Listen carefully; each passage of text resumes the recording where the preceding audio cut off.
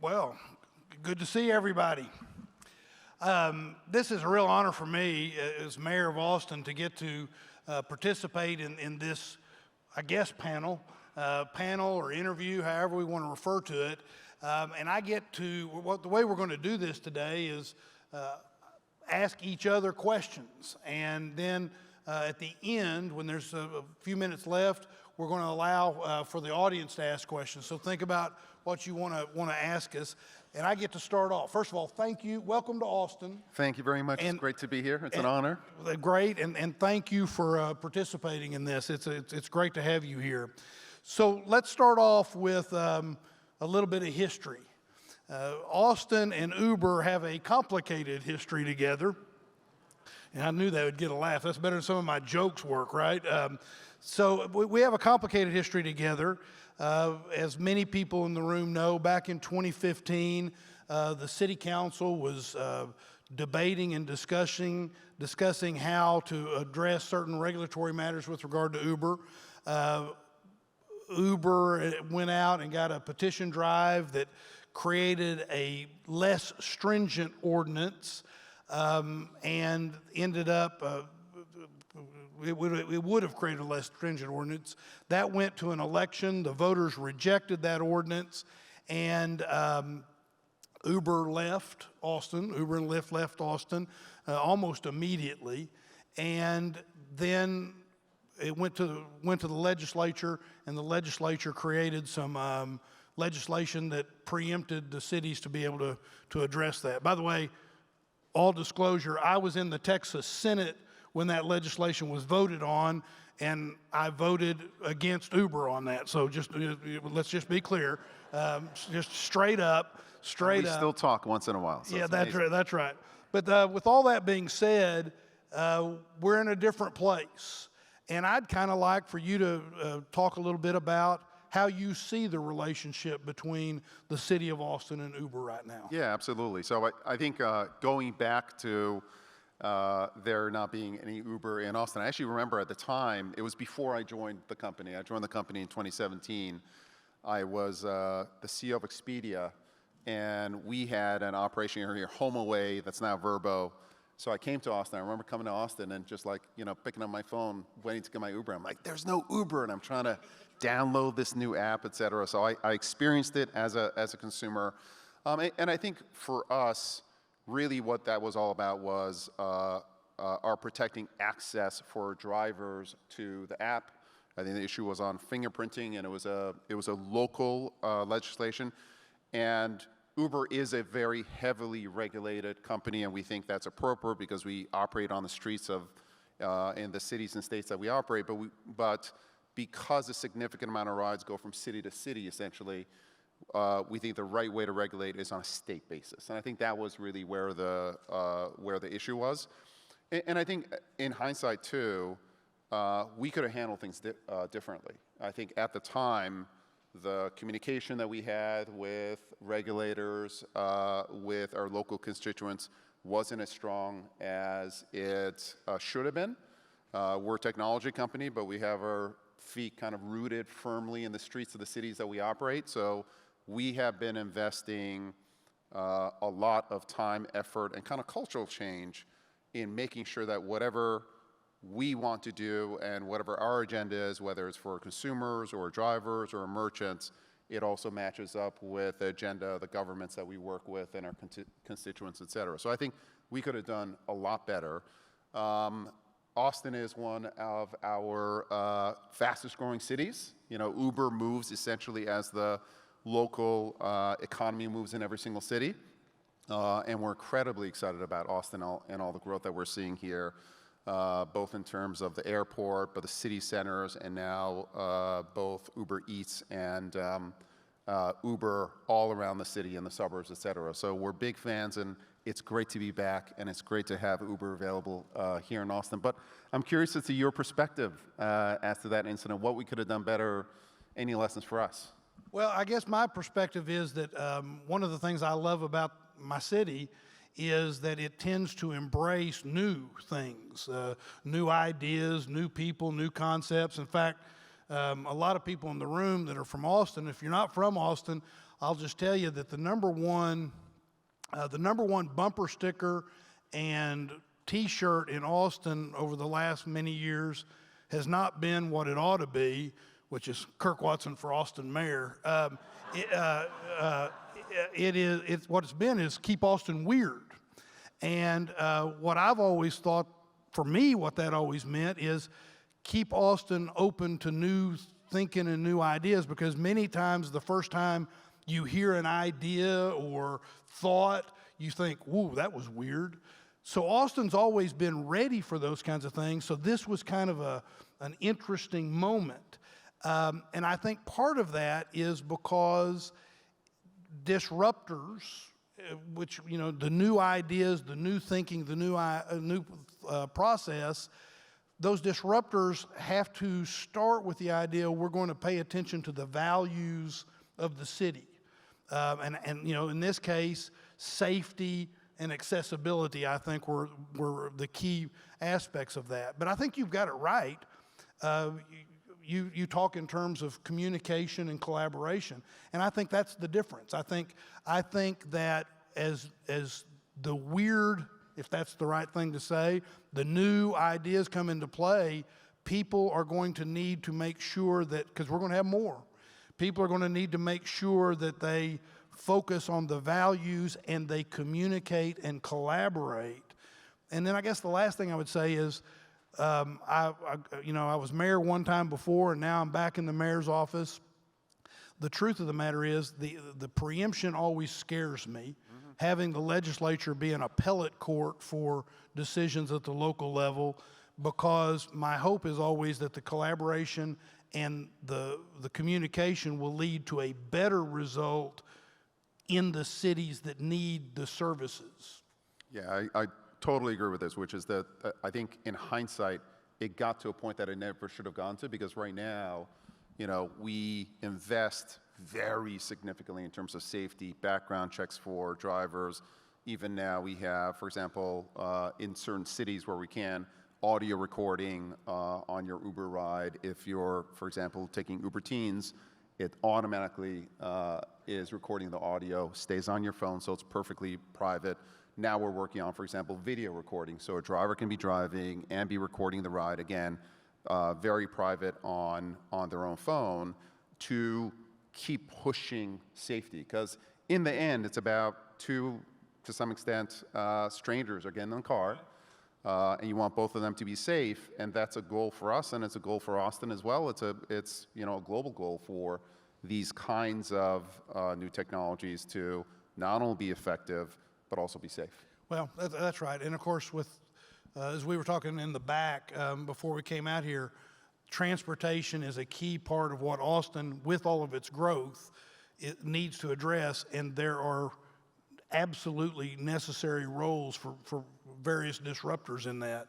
So speaking of disrupting and more issues, let's talk about this. Another issue, Uber customers are able to book a Lime e-bike scooter from the Uber app. So I want to talk just briefly about micro-mobility. Scooters are obviously kind of a mixed bag in most communities. First of all, we see a lot of potential for the scooter use with short trips and first and last mile connections. And let's face it, people are voting with in the old phrase, people are voting with their feet. They're being used a lot. But they also create some challenges, and stray vehicles that are blocking sidewalks and going down one-way streets the wrong direction and things of that nature. Talk a little bit to us about what Lime and Uber are doing to help cities manage those kinds of challenges. Yeah, absolutely. So one, for clarity, Uber doesn't operate Lime. Lime is an independent company, and Uber has a significant investment in Lime. And we offer Lime as another choice in our app. We have a very strong relationship with Lime. The CEO used to work at Uber. And so we are not responsible, so to speak, for the operation of the scooters in any particular city. That said, we are huge believers in multimodal transportation and giving choice, and especially to the extent that that choice is sustainable, we really try to promote choice within the Uber app. So if you want to take an Uber, that's great. If you want to take a Green, that's great. In certain cities, we'll have mass transit and buses available on Uber. We don't make money on that necessarily, but we think that supporting mass transit and giving an alternative to car ownership is a really, really good thing. And the same goes for scooters as well, which is for certain rides, if you've got a ride that's 2 or 3 miles or shorter, it doesn't make sense to have a 2-ton car pull up and take you from point A to B. To be able to complement that choice with scooters, we think makes for a cleaner environment, makes for less congestion in a city, makes for higher affordability for the ride, et cetera. Those are all really, really good things.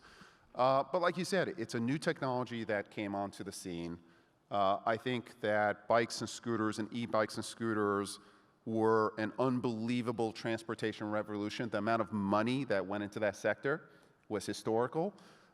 And you're familiar with this, Mayor, which is often regulations have to catch up, so to speak, to how fast capital works or how fast technology works. And I do think that now you're in a much better state, which is, it seems to us that most cities now have clear regulations about, you know, how many bikes or scooters can be in particular places. Lime has developed technology, for example, that encourages their users to park the scooters in the right place, can sense whether or not a scooter is being driven on a sidewalk, which is a no-no, or in a bike lane, et cetera. Will sense if you're driving in the wrong side of the road, et cetera, right, and will give warnings and then eventually do more about that in terms of it. So the technology is now catching up to the regulation, and like you said, in the end, all of our interests are aligned.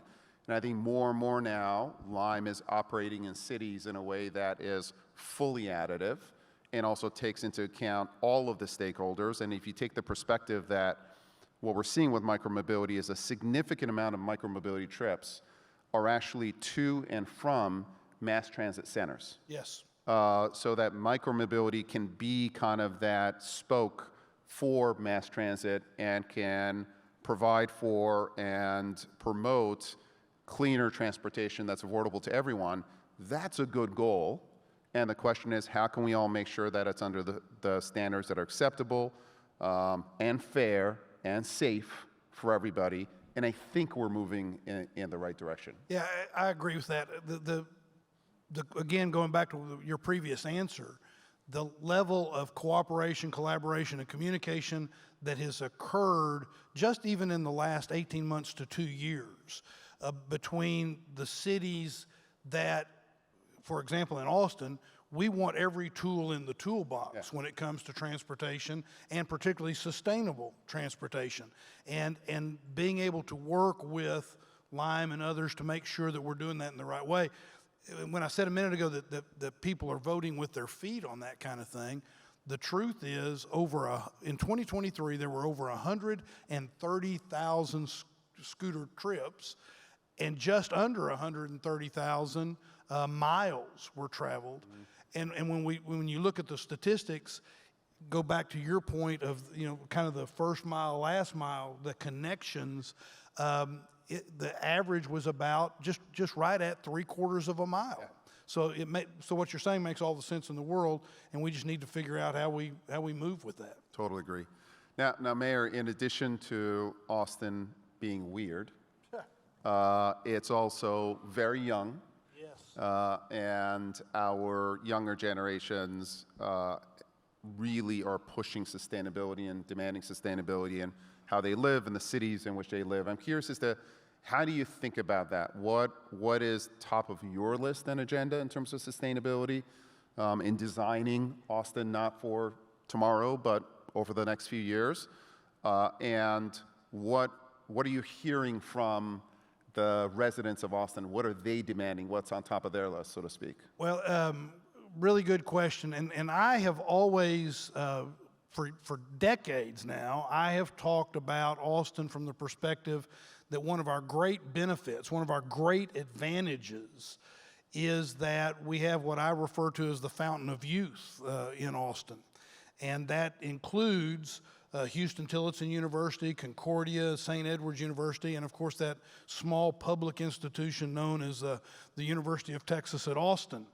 And it is indeed a fountain of youth for our community because, as I indicated a minute ago, what happens is every year new young people move into our community. They bring new ideas, new thinking, new culture, new music, and part of that new thinking is where they want Austin to be in the future. How are they going to thrive and enjoy living in a place that, you know, it's very typical to hear Austinites that get here say, oh, I'll never want to leave.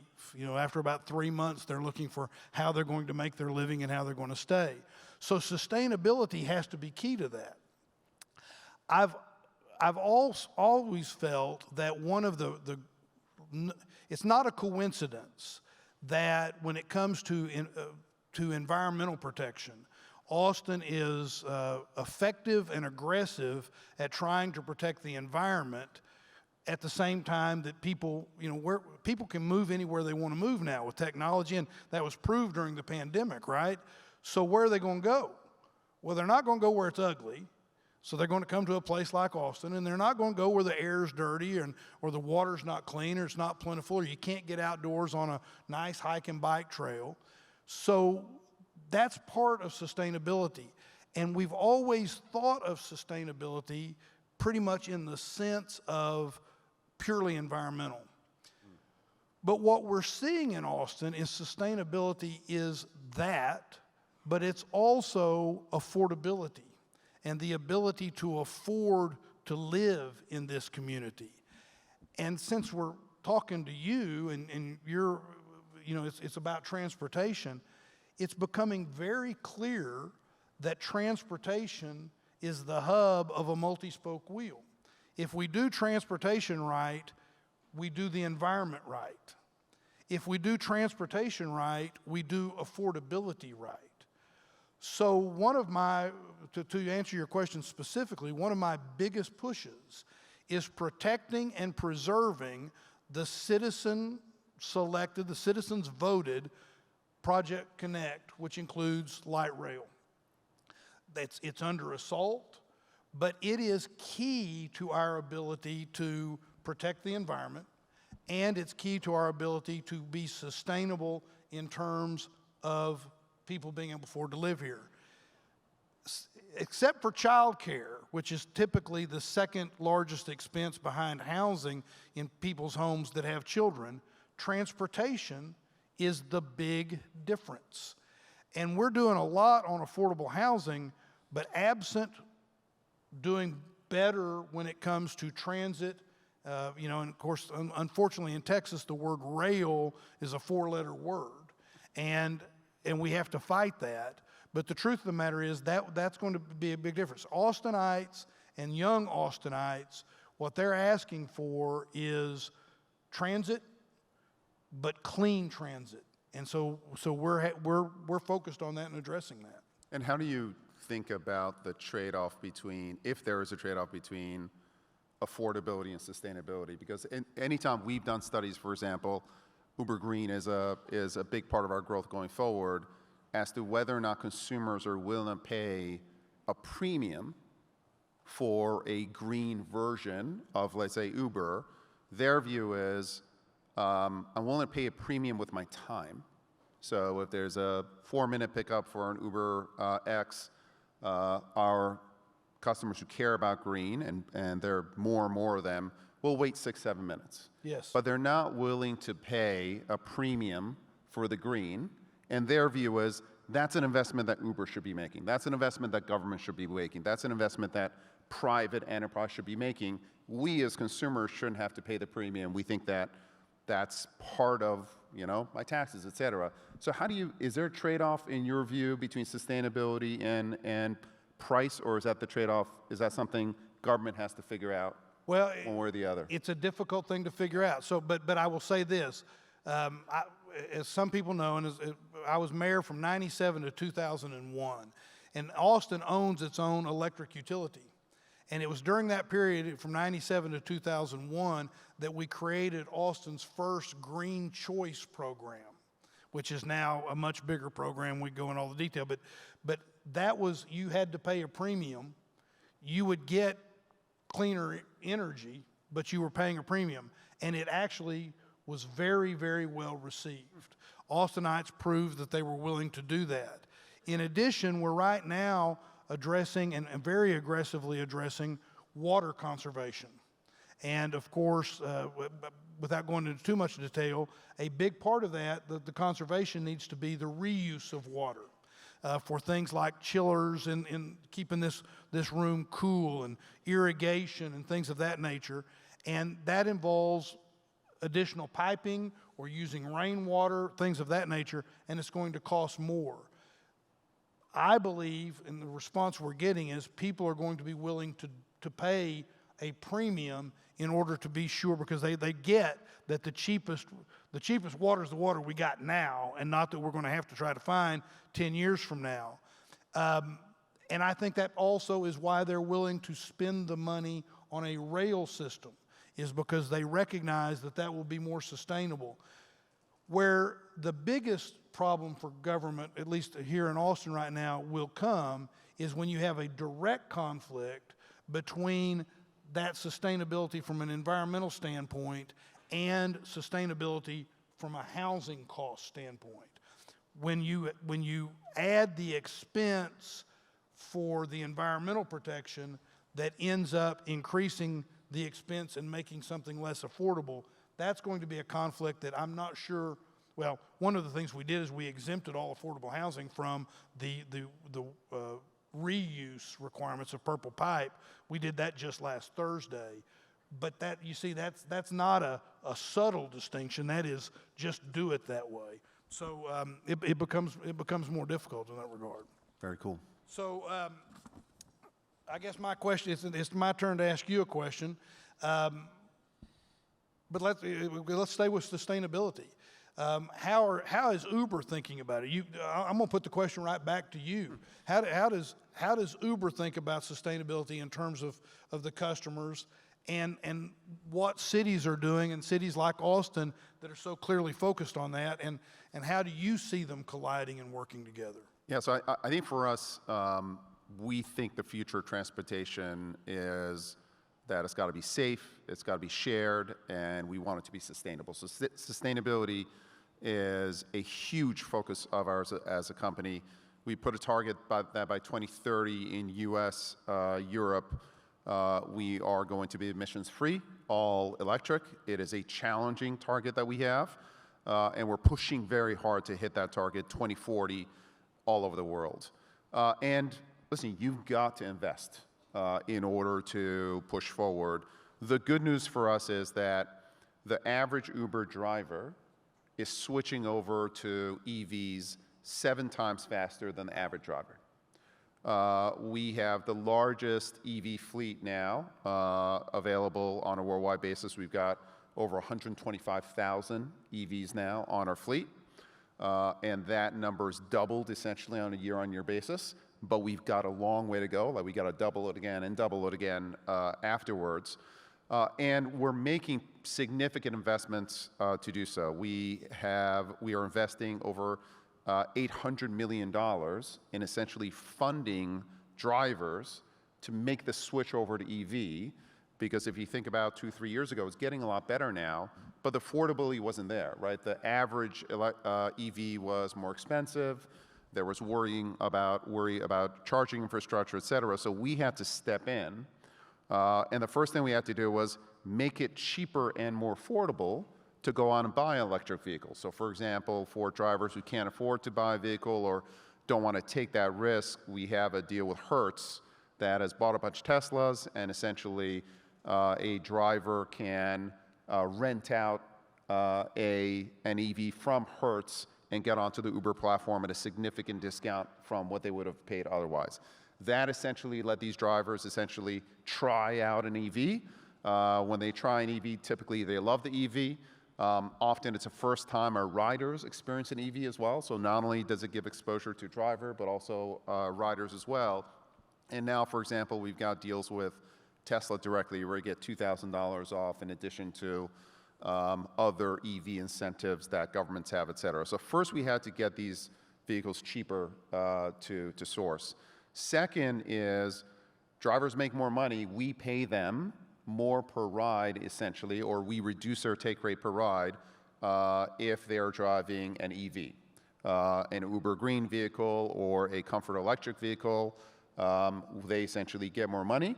On average, the good news is that also riders, on average, tip drivers who are driving an EV more because, you know, it's a delightful, these cars are nice cars, Teslas, et cetera, and, you know, a rider who's in a good mood tends to tip better, which is great.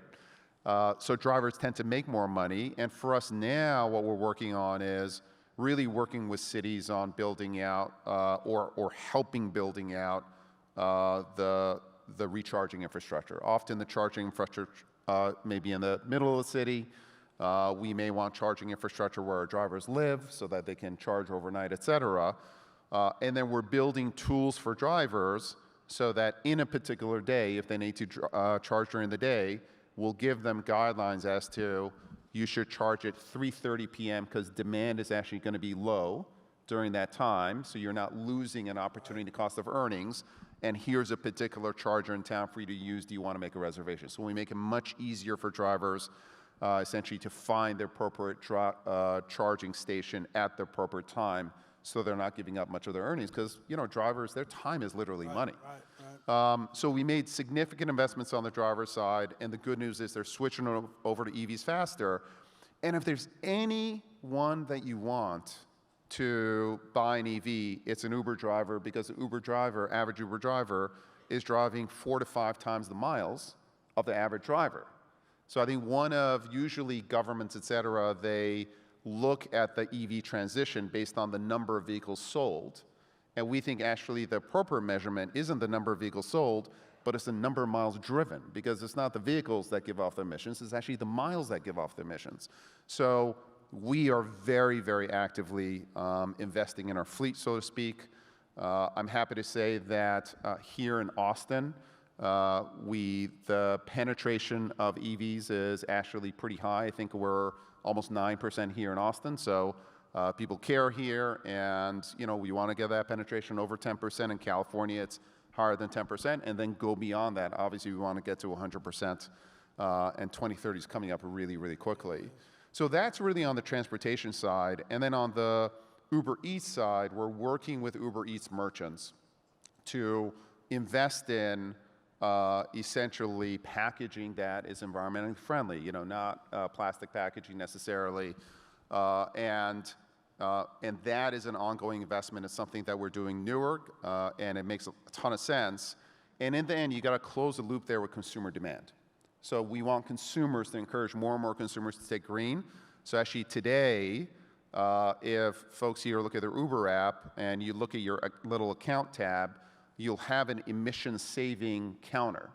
So you can actually see how much in emissions you've saved by taking hopefully greens or comfort electrics on Uber, so that we can, you know, make the heroes out of the consumers who are choosing electric as a choice as well. And that for us is the key, which is you've got to create that economic loop. You know, it can start with governments incentivizing change, and then it's got to be bolstered with companies putting up their own capital to incentivize change. But then you've got to have this loop, which is it's got to make economic sense for our drivers, for our merchants, to make the switch over to electric vehicles or sustainable packaging. And then it only makes sense if the demand is there for consumers as well. So that cycle is kind of starting to form within Uber. We've got to help push it along. Another area that I'm really proud of is our Uber for Business part. We provide Ubers for probably 70% of the Fortune 500. They use Ubers for their company transportation. And again, they have an emission-saving measurements as well, so that we can encourage, hey, companies, if you are having your if you're having your employees use Uber to get back and forth, let's say on a business trip, please encourage them to take and Uber Green as well. So we're kind of working along all these fronts, and it's an incredibly important part of our path going forward. But it's going to take a lot of people to make it happen, a lot of partnership. Well, that's great. I want to, if you don't mind me following up a little Sure. bit on that, you touched against it when you talked about location of charging stations.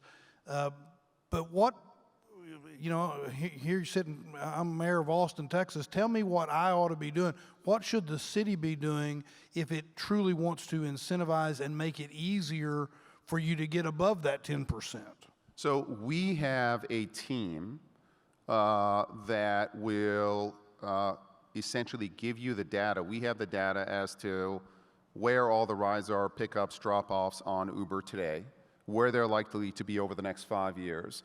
And based on that, what are the areas where you should be putting charging infrastructure in the city? And often it is not in the middle of the city. Right. It might be in the outskirts, et cetera, but our teams are actively working with folks. So I'll make sure you get a phone call right after the session. Yeah. Yeah. Good. So talking a bit about technology and transportation, Mayor, it's obviously you've got to push forward, you've got to keep innovating in transportation, but some of the changes that you see in transportation technology can be controversial. One of the areas where there has been some controversy, which we're big proponents on, is autonomous, right? And there's, what's your view on the ground in terms of autonomous technology? How can autonomous and cities partner up? How can you make certain that as you're introducing autonomous technology into a particular city, you're doing so in a way that's responsible for your citizens and most of all, safe? How do you view that generally, whether it's on the street or other autonomous technologies that are going to change the world and change transportation, I think, at some point? Yeah, well, I'll start with the premise that I mentioned a little bit earlier, which is with the growth of Austin and with the change and with the desire for sustainability and all the different things we've talked about, I see a lot of promise in those vehicles, but we're not there yet. And it was interesting when I've been in the office this time, the mayor's office, 14 months, and I will say that in the first 6 months, roughly, I haven't gone back and looked at it, but in the first 6 months, it felt like every week there was some autonomous vehicle group that wanted to come in and meet with me to tell me how they were going to change the world, right? And it was going to happen right here in River City, Texas, right? But we ran into some issues in that regard. Even with all the promise to that, we ran into some issues, and they were things like, and they were related in many instances to safety, which is something you mentioned. And that's our number one thing, right? The city is trying to figure out how it wants to address this, but safety becomes probably the number one thing what you're dealing with. And we had instances where they weren't responsive to emergency vehicles. An emergency vehicle would come up behind the autonomous vehicle and with lights and siren, and there was nobody paying attention because by definition, no one was paying attention. Or parking in the wrong place and blocking things that made a difference in terms of safety. And then, of course, we've had kind of a pull-out here recently. So it comes down to a couple of things. One is, again, I come back to the idea that we need to have collaboration. We need the companies, when they want to start experimenting with this and figuring out how best to operate, they need to not start with, we're here to show you how to do this.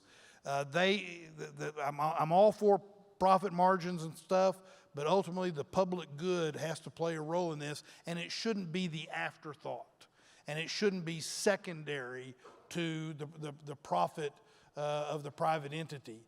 And that wasn't really happening in the right way. So hopefully that will, as things ramp back up as we know they will, that will be the case. I will say that accessibility is also a big issue on this.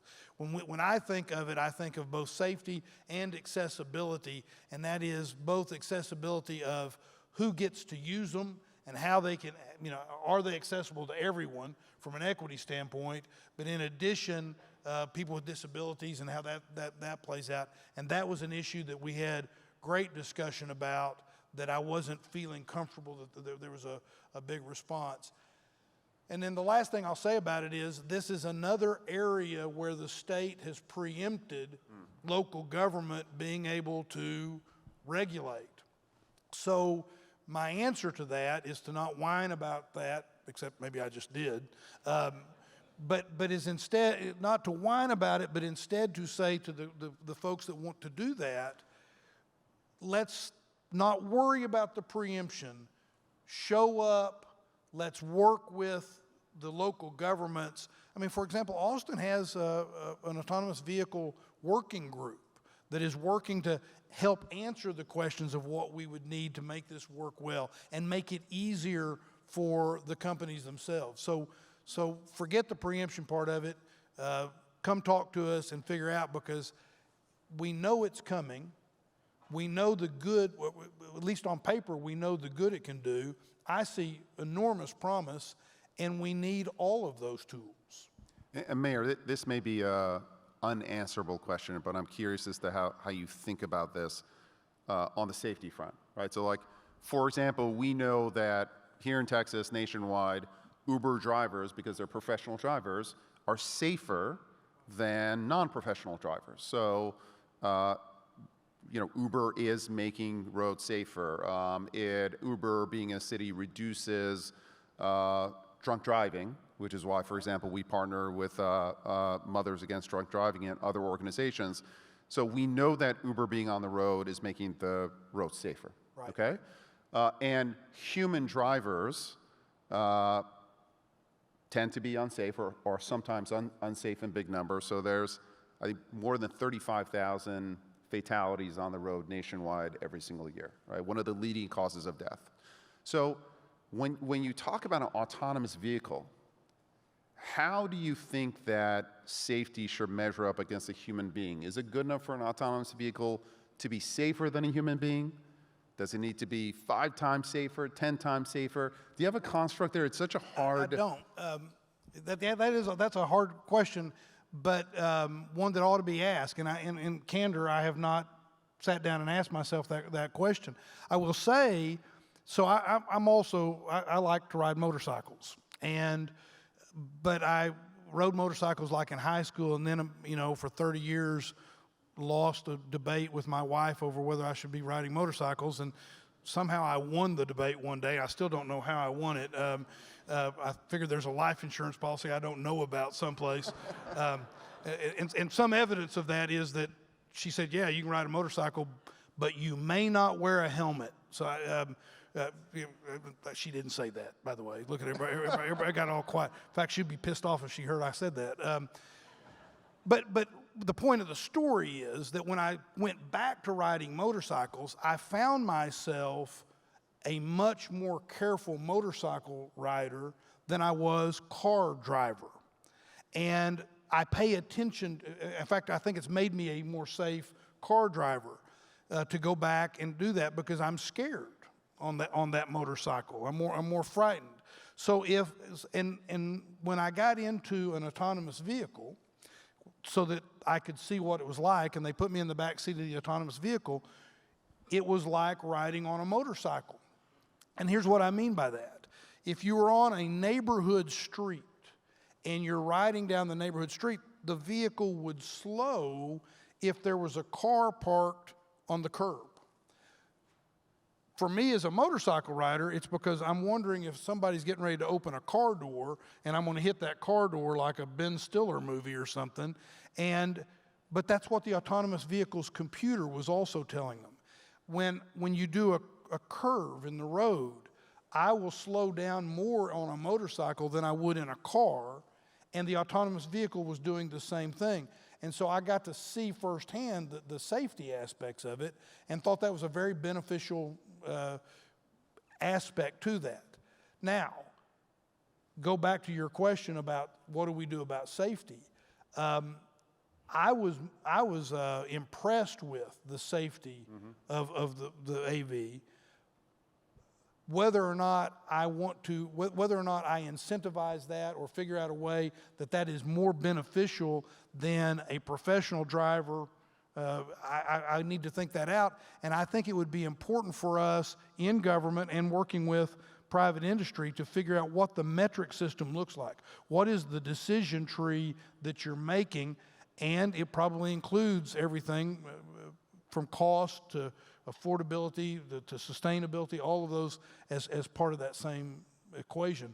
But it's not something I've thought that much about, other than paramount has to be, we got to have them, you got to move over when an emergency vehicle's up, on the tail. Totally agree. And I would tell you, in working with many autonomous providers, Uber doesn't develop our own autonomous technology, but we do it with other autonomous providers, and they want to be multiple times safer than human beings. That is a goal. It's not good enough just to be safer than a person, but you've got to be much, much safer as a person. That definition, what's the, everyone agrees on how good a driver do you have to be to get a human driver's license?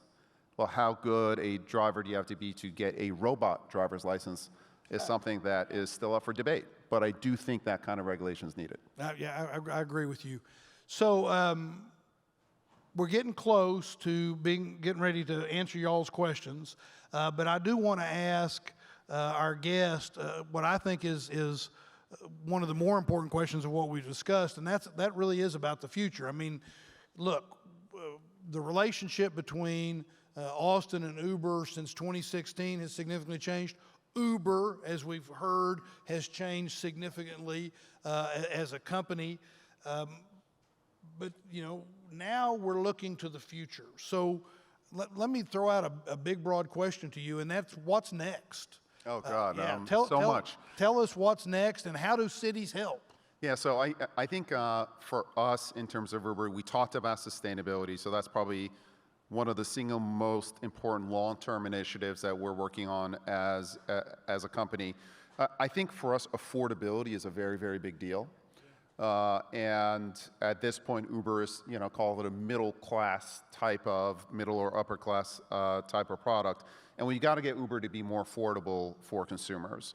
And there are two ways that we've been able to do that. One is change the form factor of the vehicle, right? To some extent, those electric scooters that you see, having Lime scooters available, are a form factor that is more environmentally friendly and more affordable than a car.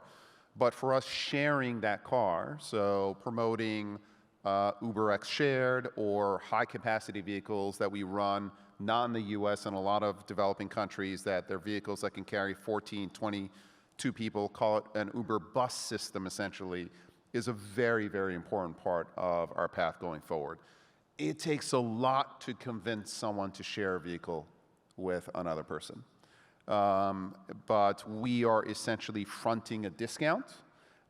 We will give a discount up front. If we match you, we'll give you a bigger discount in terms of UberX Shared. And there's a certain percentage of consumers who are willing to give up a little bit of convenience, ride with someone else in the car, in order to save some money. And we really have to push that because we want to get Uber to be essentially more affordable to many, many more people around the world. So I'd say on mobility, affordability and driving affordability, sharing to reduce congestion in cities is incredibly important for us. And then for us, obviously, Uber Eats is one of the fastest growing parts of the business. And the future there is about essentially not just delivering food to your home, but delivering anything to your home, right? And we're starting with grocery, but essentially if you want, a couple of bottles of wine with your dinner, et cetera, we'll attach that with you. We essentially want to build out a local logistics on-demand infrastructure that's available for people to take place to place, for people to send packages to each other, for businesses to be able to out-Amazon. We want the local business to be able to get a package over to you, not next day, but actually same day. And are building that logistics infrastructure and connecting first restaurants to consumers, now grocery chains to consumers, liquor stores, but eventually every single local merchant in your town. We want to power next hour delivery on to allow them to essentially out Amazon in some ways and really build that local infrastructure for delivery or transportation available for anyone and everywhere around the world. Autonomous will be a big part of that, but first we got to get it sustainable. Second, we got to get it shared. Third, we have to have access to everybody, no matter where you live, or local merchants as well. And then eventually it'll get to an autonomous state as well. Oh, that's great. Well, now's time that we're going to answer some questions. And as you all know, the technology works so that we have questions that you have already put in. And I'm going to go to you and let you answer the first question. All right, absolutely. So this one, the first one's from Dave McLean. I drive for Uber and Lyft. Assuming you think it's better to drive for Uber, yes, I do. Why do you feel that way? So first of all, Dave, thank you very much for driving for Uber and Lyft. That's okay. The first thing I would tell you in terms of driving for Uber and Lyft is I never tell you just to drive for Uber.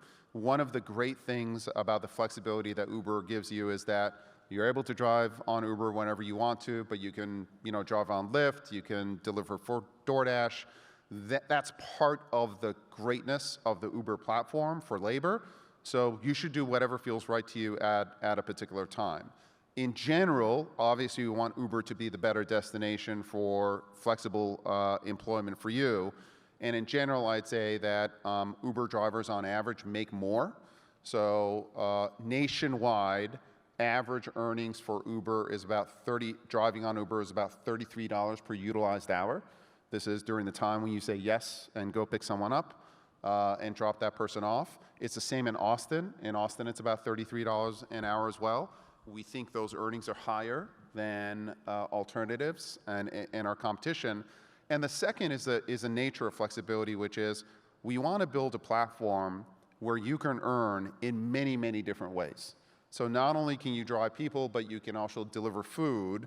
Some of our drivers, we find, they like food delivery because they get to stay within a radius that they choose to do so. If you're driving on Uber, you may have an airport drop-off that may be far away, or a drop-off in neighborhoods that are 10, 20 miles away.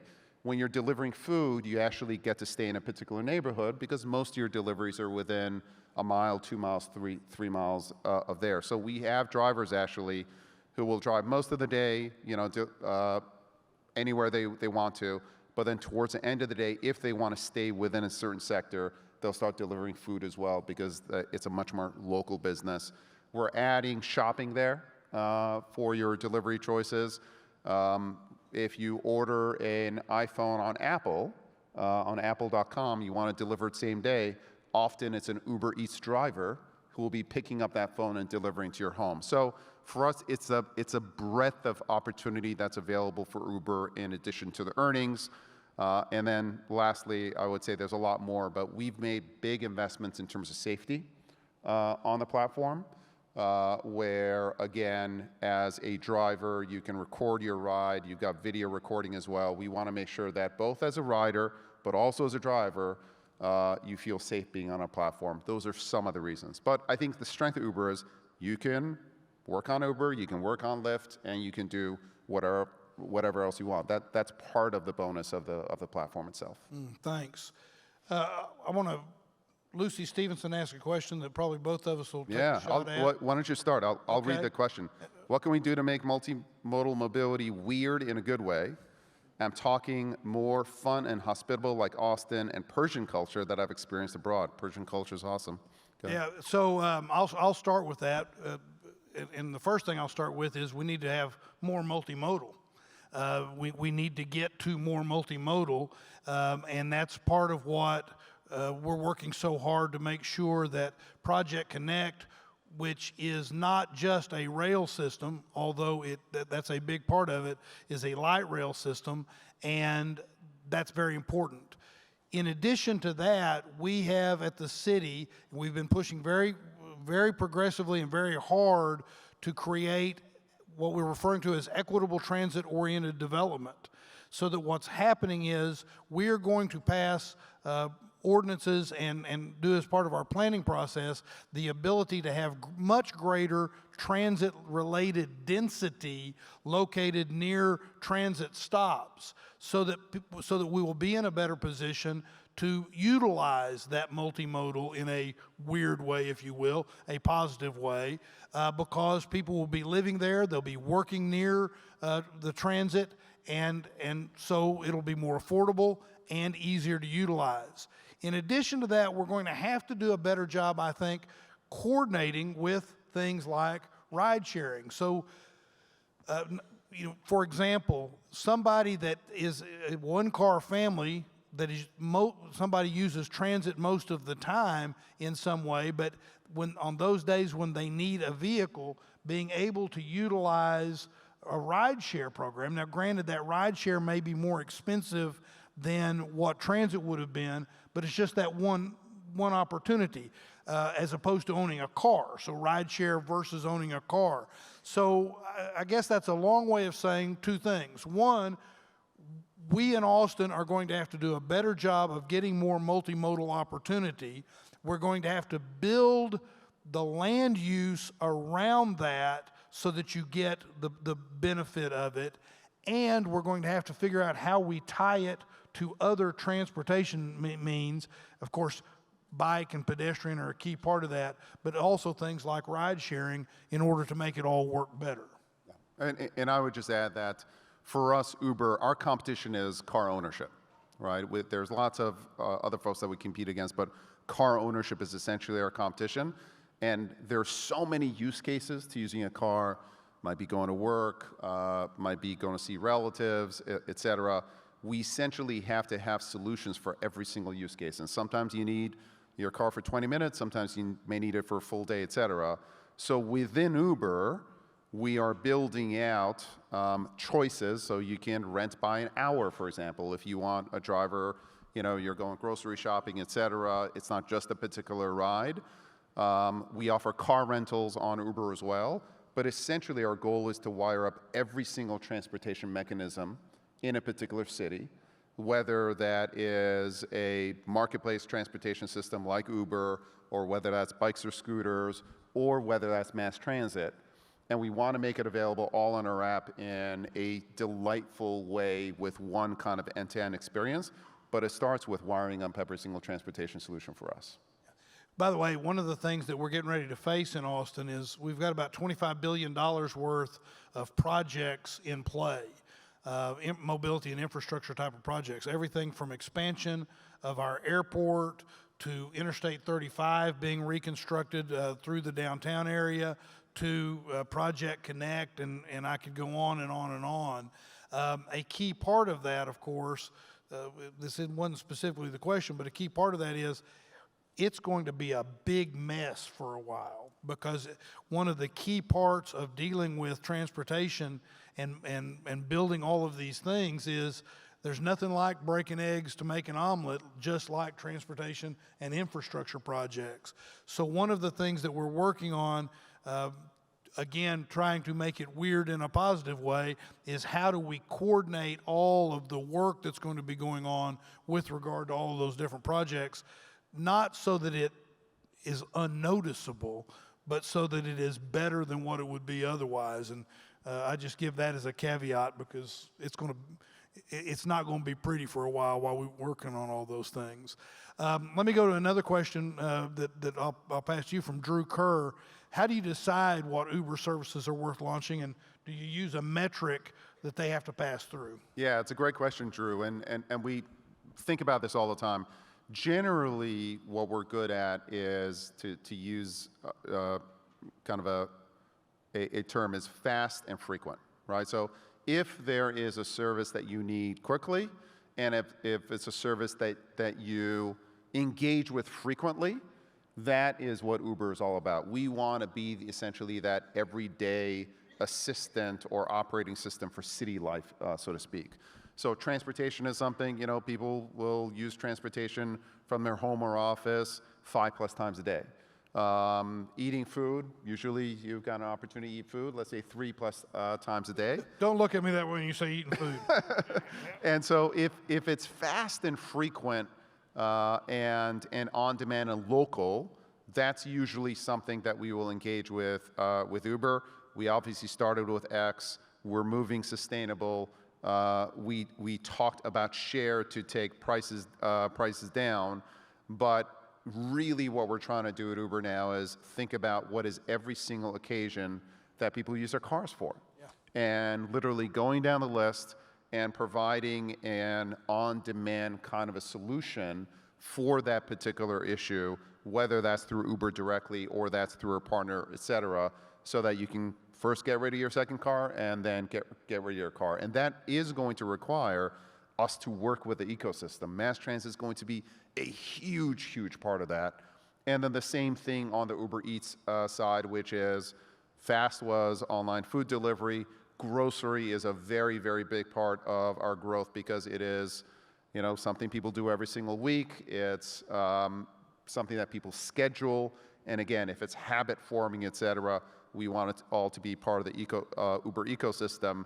And then if it's a benefit that we can provide in terms of our Uber One membership, which is you get all of these, with service fees, with no service fees, all of these different services, then you can kind of use Uber again as an everyday use case. So fast and frequent is what we're looking for in terms of like KPIs that we're looking for. It really is frequency and retention. If this is something that sticks, if this is something that becomes a habit, then it's going to be part of the Uber ecosystem. Well, folks, that is all of our time for this great conversation. Thank you very much for joining. Thank you very much for joining us in this Mayor. conversation. Really appreciate it. This was great. Thank you.